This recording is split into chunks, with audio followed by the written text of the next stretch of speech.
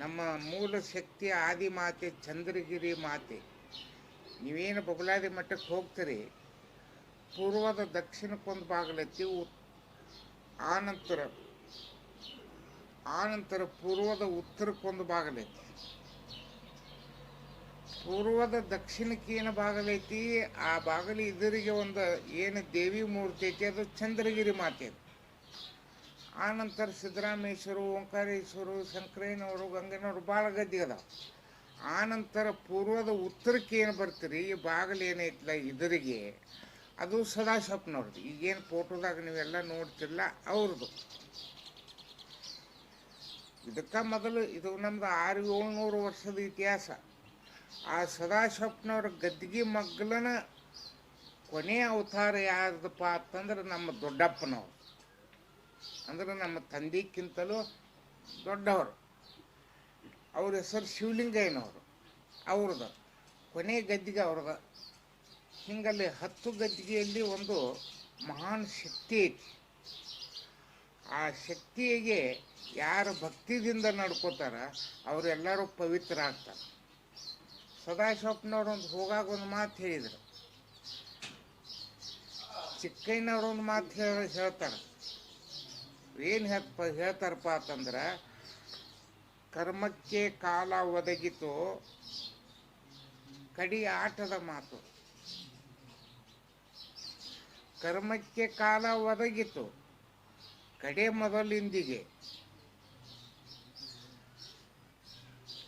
ಈ ಮರ್ತ್ಯ ಲೋಕಕ್ಕೆ ಮನುಷ್ಯರಾಗಿ ನೀವು ಬಂದಿರನ್ನ, ಮನುಷ್ಯತ್ವ ತಿಳಿಯದ ಅಮಾನುಷ್ಯರಾಗಿ ಬಂದ ಹಾದಿಗೆ ಹೋದಿರಿ ಹೇಳಣ್ಣ.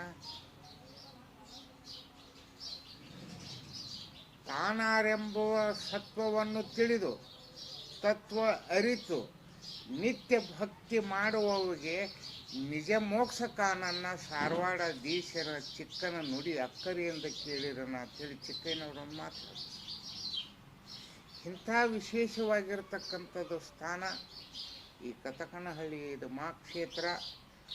ಇಲ್ಲಿ ಯಾರ ಭಕ್ತಿ ಒಂದು ನಿಜ ನಿಷ್ಠೆಯಿಂದ ಇಲ್ಲಿ ಯಾರು ಸೇವಾ ಮಾಡ್ತಾರೆ, ಇದು ಕತ್ನಳ್ಳಿ, ಇದು ಸುತ್ತಮುತ್ತ ಹಳ್ಳಿ, ಇಡೀ ವಿಜಯಪುರ ನಗರ ಹಿಡ್ಕೊಂಡು ಹೇಳ್ತಾನೆ. ವಿಜಯಪುರ ಜಿಲ್ಲೆ ಮತ್ತು ಹೊರಗಿನ ಜಿಲ್ಲೆಯವರು ಇಲ್ಲಿ ಬಂದ ಭಾಳ ಭಕ್ತಿದಿಂದ ಸೇವಾ ಮಾಡ್ತಾರೆ. ಯಾರು ನೀಡೋರು ನೀಡ್ತಾರೆ. ಇದೀಗ ನಮ್ಮ ಅಪ್ಪು ಪಟ್ಟಣ ಶೆಟ್ಟಿ ಸಾಹೇಬರು ಹೇಳಿದರು, ಇದು ಭಕ್ತರ ಜಾತ್ರೆ, ಭಕ್ತರಿಗಾಗಿ ಭಕ್ತರಿಗೋಸ್ಕರವಾಗಿ. ಇದ್ರಾಗ ಏನೂ ಯಾರೂ ಇಲ್ಲಿ ಇದು ಇಲ್ಲ.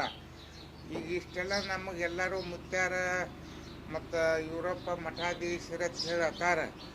ನಾನು ಒಬ್ಬ ಸೇವಕನ. ಈ ಸದಾಶಿವನ ಸ್ಥಾನದಲ್ಲಿ ನಾನು ಒಬ್ಬ ಸೇವಕ. ಇಲ್ಲಿ ಯಾರೂ ಮಾಲಕರಿಲ್ಲ, ಎಲ್ಲರೂ ಸೇವಕರು. ಎಲ್ಲರೂ ಸೇವಕರೇ, ಎಲ್ಲರೂ ಮಾಲಕರ.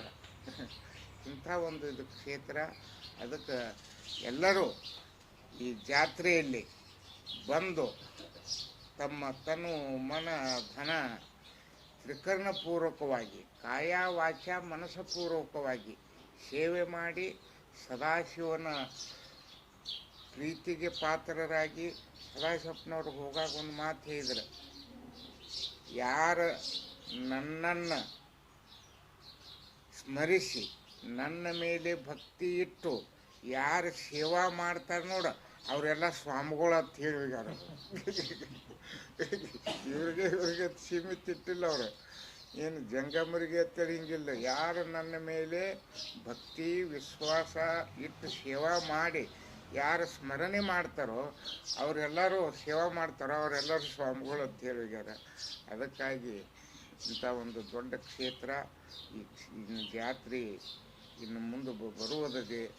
ಆ ಜಾತ್ರೆಯಲ್ಲಿ ತಾವೆಲ್ಲರೂ ಪತ್ರಿಕಾ ಮಾಧ್ಯಮದವ್ರನ್ನ ಹಿಡಿದುಕೊಂಡು ಸರ್ವ ಸದ್ಭಕ್ತರು ಇಲ್ಲಿ ಸೇವೆ ಮಾಡಿ ಸದಾಶಿವನ ಪ್ರೀತಿಗೆ ಪಾತ್ರರಾಗಿ ಇಹದಲ್ಲಿ ಸೌಖ್ಯ, ಪರದಲ್ಲಿ ಮೋಕ್ಷ ಪಡೆಯುವಂಥವರಾಗಬೇಕು. ಅಂಥ ಶಕ್ತಿ, ಅಂಥ ಭಕ್ತಿ, ಅಂಥ ಯುಕ್ತಿ, ಅಂಥ ನಿಜನಿಷ್ಠೆಯನ್ನು ಆ ಸದಾಶಿವ ಶಿವಯೋಗಿ ಸಿದ್ದರಾಮೇಶ್ವರ ಶ್ರೀ ಗುರು ಚಕ್ರವರ್ತಿ ಬಿರುದು ಯಾರಾದ್ರೂ ಐತಪ್ಪ ಅಂತಂದ್ರೆ ಈ ಸದಾಶಿವ ಶಿವಯೋಗಿ ಸಿದ್ದರಾಮೇಶ್ವರಿಗೆ ಅರ್ಥ ಐತೆ, ಮತ್ತಾರಿಗಿಲ್ಲ. ಅಂಥ ಪುಣ್ಯ ಪುರುಷರ ತಾವು ಆಶೀರ್ವಾದ ಪಡೆದುಕೊಂಡು ಉದ್ಧಾರ ಆಗ್ಬೇಕಂತ ಹೇಳಿ ಈ 4 ಮಾತುಗಳಿಗೆ ವಿರಾಮ.